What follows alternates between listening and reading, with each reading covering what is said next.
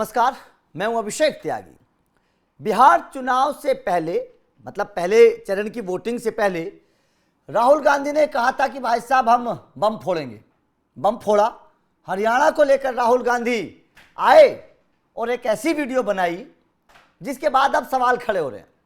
राहुल गांधी ने साफ तौर पर अपनी इस वीडियो के माध्यम से ये बताने की कोशिश करी कि भाई साहब हरियाणा चुनाव में वोट चोरी हुई है, हरियाणा चुनाव में फर्जी वोटिंग हुई है, हरियाणा चुनाव में बीजेपी की जीत के पीछे की वजह फर्जी वोटिंग है।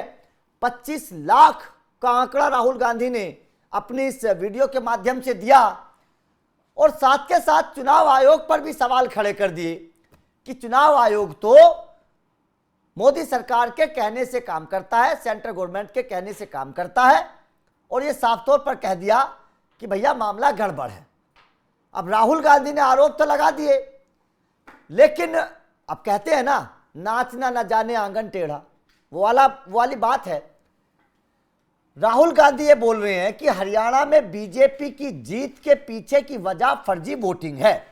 अपनी इस वीडियो के माध्यम से बोल रहे हैं। उनकी बहन प्रियंका गांधी भी बिहार में ये बोल रही हैं कि जैसे हरियाणा में जीत गए इस तरीके से बिहार में भी जीत जाएंगे। लेकिन क्या राहुल गांधी ने ये एनालिसिस करने की कोशिश की?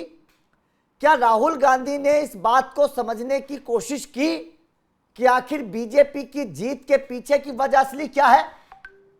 जो हरियाणा कांग्रेस का होना चाहिए था। चुनाव से पहले कांग्रेस बोलती थी ना कि हमें फायदा मिलेगा किसान आंदोलन का, हमें फायदा मिलेगा एंटी कंबेंसी का, हमें फायदा मिलेगा बीजेपी के सीएम उम्मीदवार के चेहरे के हिसाब से, जाट हमारे साथ हैं, कांग्रेस बोलती थी। लेकिन हार क्यों मिली? क्या राहुल गांधी ने कभी इसका एनालिसिस करने की कोशिश की? नहीं की होगी, क्योंकि इनको तो पहले ईवीएम पर ठीकरा फोड़ना होता था। अब ईवीएम वाला मुद्दा थोड़ा दब गया, क्योंकि कब तक सवाल उठाएंगे ईवीएम पर। अब मुद्दा आ गया फर्जी वोटिंग का। राहुल गांधी ने सीधे सीधे आरोप लगाए कि भैया फर्जी वोटिंग के माध्यम से जीत हासिल हुई है। कई सीटों का भी जिक्र राहुल गांधी ने किया। राहुल गांधी के इन आरोपों पर अब बीजेपी नेता किरण रिजिजू ने एक बड़ी सुलझी हुई बात कही है। बहुत कमाल का जवाब किरण रिजिजू ने बता दिया है कि आखिर बीजेपी को जीत क्यों मिलती है, यह समझना बेहद जरूरी है। और मैं तो बोलता हूं कि राहुल गांधी को भी किरण रिजिजू के इस बयान को सुनना चाहिए। जरा सुनिए एक बार किरण रिजिजू ने राहुल गांधी के इन आरोपों को लेकर क्या कहा है। जवाब देना चाहता हूं।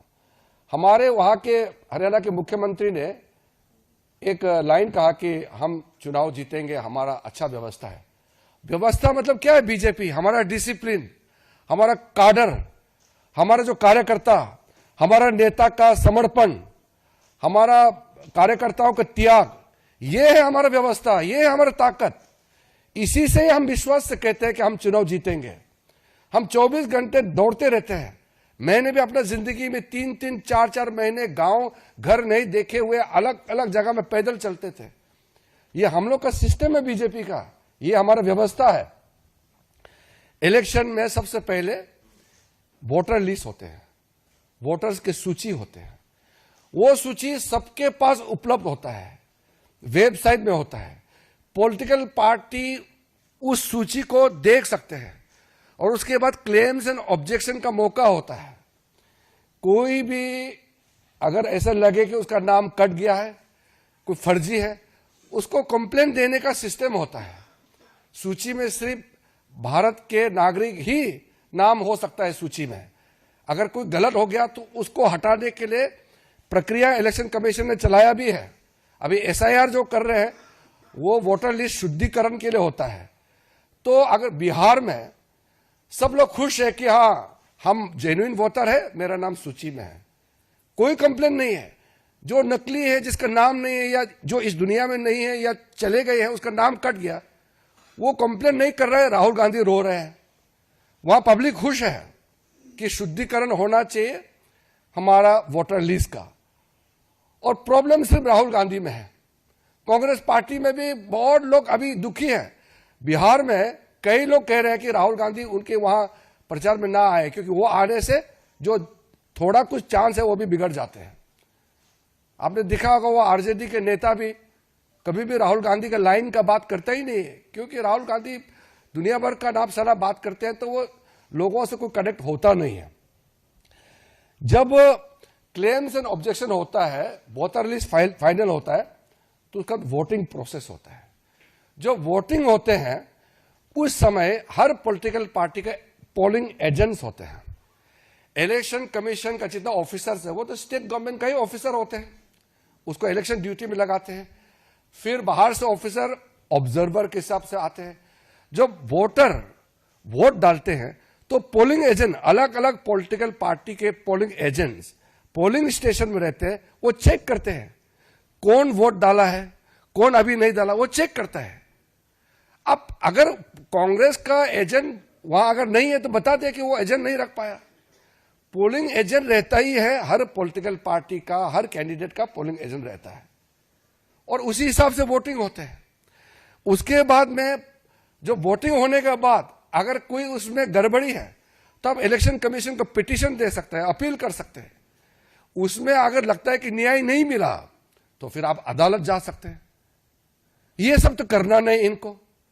फिर जब पोलिंग हो जाने के बाद जब काउंटिंग होते हैं उसमें भी हर कैंडिडेट का, हर पॉलिटिकल पार्टी का काउंटिंग एजेंट्स होते हैं। वो बहुत पारदर्शिता के साथ, पूरा ट्रांसपेरेंसी के साथ सारा इलेक्शन प्रोसेस होता है। मैंने 7 चुनाव लड़ा है। हम कैंडिडेट में रहते हैं, हमारे एजेंट्स रहते हैं। कहां गड़बड़ी होते हैं? अगर गड़बड़ी हुआ, कोई अधिकारी ने गड़बड़ किया तो अदालत जाएंगे। तो अदालत में कभी कभी हुआ है, चुनाव को रद्द भी कराया है, न्याय देता है। इनको अदालत नहीं जाना है, इलेक्शन कमीशन में अपील नहीं करना है। बस प्रेस कॉन्फ्रेंस कॉल करेंगे और किसी ने प्रेजेंटेशन बना दिया उसको दिखाएंगे और फिर भाग जाएंगे। क्या लोकतंत्र ऐसे चलेगा क्या?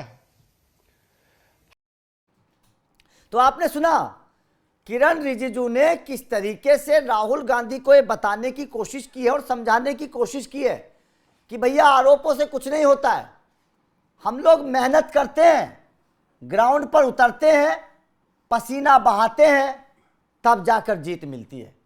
राहुल गांधी ने तो आरोप लगा दिया कि बीजेपी को फर्जी वोटों के आधार पर जीत मिल गई। राहुल गांधी ने तो बोल दिया कि बीजेपी और चुनाव आयोग जो है एक हैं, चुनाव आयोग मदद करता है। लेकिन क्या राहुल गांधी ने ये देखा कि आप जमीन पर कितनी मेहनत करते हैं? क्या राहुल गांधी ने इस बात का एनालिसिस किया कि आप लोगों के बीच कितना जाते हैं? किस तरीके की ग्राउंड पर आपकी रणनीति क्या है? कांग्रेस किस तरीके से रणनीति बनाती है? नहीं देखा। हरियाणा चुनाव के नतीजों के बाद कुमारी शैलजा ने साफ तौर पर आरोप लगाया था कि मुझे तो अपनों ने हरवा दिया। साफ तौर पर आरोप लगाया था। आपस में फूट थी, कांग्रेस वह चेहरा साफ नहीं कर पा रही थी कि उनका चेहरा कौन है। और राहुल गांधी आरोप लगा रहे हैं कि फर्जी वोटर्स की वजह से बीजेपी जीत गई। थोड़ा सा सोच विचार करना चाहिए और यह समझना चाहिए कि आरोप लगाने से पहले वो बोल क्या रहे हैं।